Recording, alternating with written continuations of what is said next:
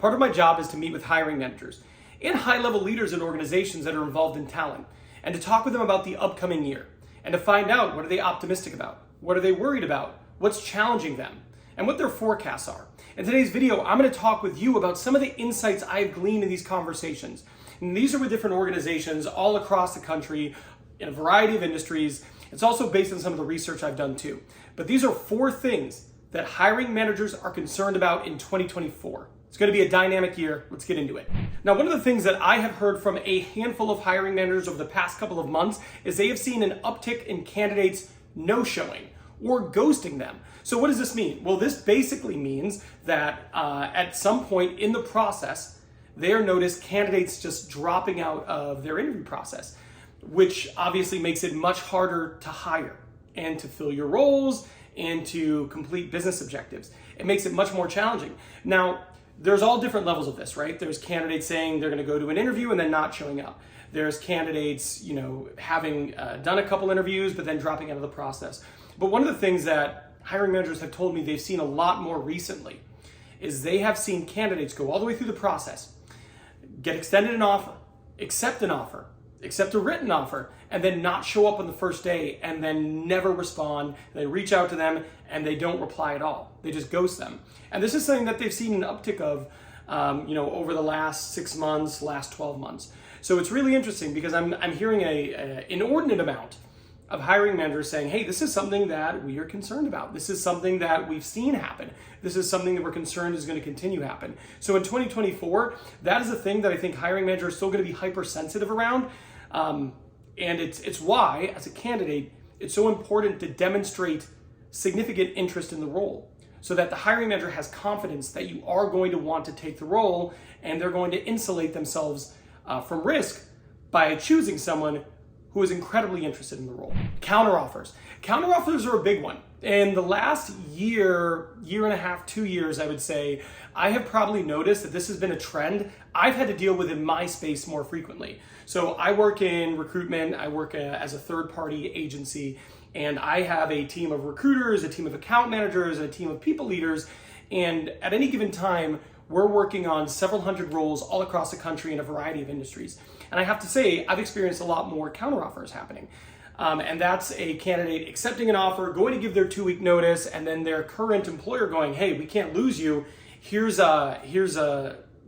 more money, a higher title, whatever it is. They think they can offer that person to get them to stay in order for them to stay. But there's been a huge uptick in this. So it is something that has hiring managers concerned because, quite frankly, hiring people is expensive. Having seats open is expensive. And when you have a counteroffer, it's challenging to companies when they're hiring because you go through a long process. And often you extend an offer, and sometimes they even tell the second or third or fourth place candidate, hey, we extended to another candidate, thanks, but no thanks. And then that person, they say they accept, and then a week or two later they go, hey, actually I'm going to stay with my own company.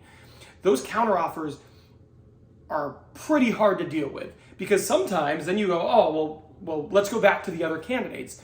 And they're no longer available, they're no longer interested, they feel spurned because they weren't the first candidate chosen, and now you have to restart the search. That can be incredibly costly to companies. So it is something that companies and hiring managers specifically are really worried about going into 2024. Now, this next one's really interesting because in 2024, 12,000 baby boomers a day are going to retire. That's the highest number on record ever. It's a massive number. It's up from 10,000 in 2023. So 2 things are happening simultaneously. One, you're getting a whole lot of people who are senior in their career, some of them, a lot of them leaders or experts at what they do, retiring. And then you've got an influx of new generation, Gen Z, and Gen Z wants very different things. So companies and hiring managers specifically have to juggle this new dynamic in which there's less people in terms of the baby boomers who are now exiting the workforce, so there's more of them leaving, and now the people who are coming in, Gen Z, want very different things. What do they want?